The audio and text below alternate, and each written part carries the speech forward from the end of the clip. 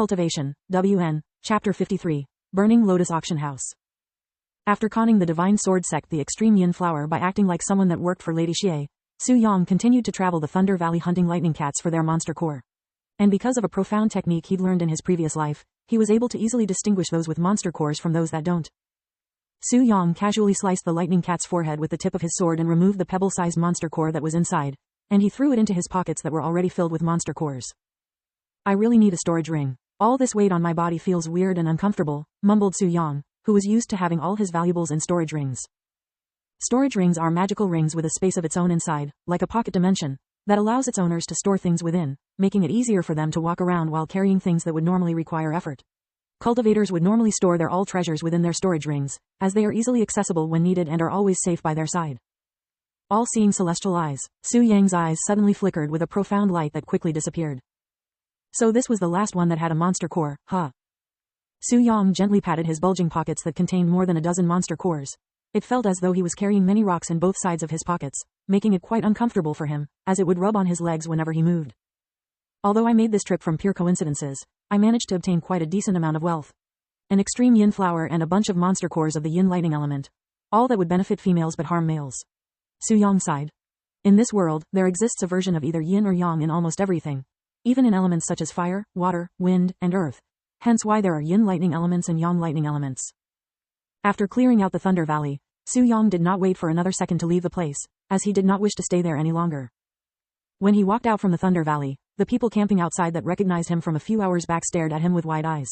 Not only did he return with all his limbs attached, he even managed to come out unscathed. As Su Yang walked away, he glanced at those few individuals that were loudly sneering at him before and showed them a slight smile alongside an expression filled with mockery, causing the veins in their head to bulge like roots. They wanted to pounce at him at that moment, but because they were all heavily injured while Su Yang was in a perfect condition, none of them dared to approach him. After leaving the Thunder Valley, Su Yang traveled back to the Swift Feather City. And although it had taken him nearly a week to travel to the Thunder Valley from the Swift Feather City, he was able to return to the Swift Feather City within the same day he left the Thunder Valley because he decided to run at full speed instead of walking at a strolling pace like he did last time. Once he reached the main gates, the guards allowed him inside without any trouble once they saw the elegant white robes on him that identified him as a disciple of the Profound Blossom sect.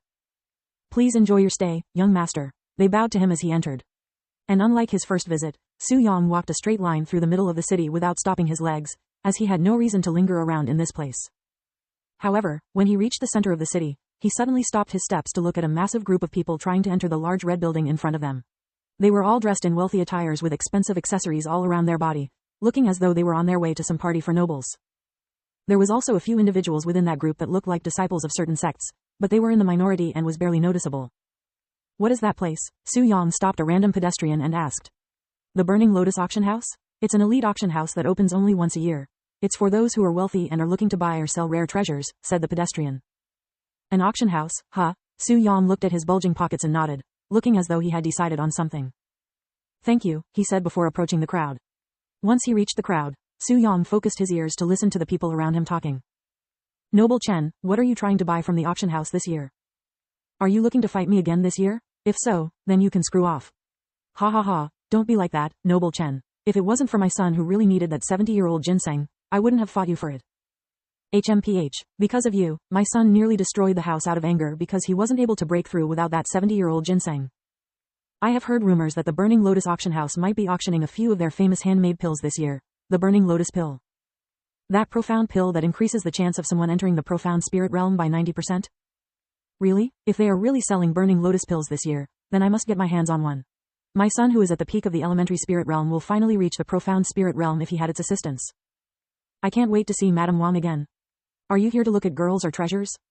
Aren't they the same thing? Noble Chen, you are also here for the low-grade storage ring? What? Don't tell me that you are also here for that? Well. Ha ha ha, good, today will be a good day for revenge. Upon hearing that this place would be auctioning a storage ring, Su Yang decided to stay around to see if he could earn enough from the monster cores to buy it.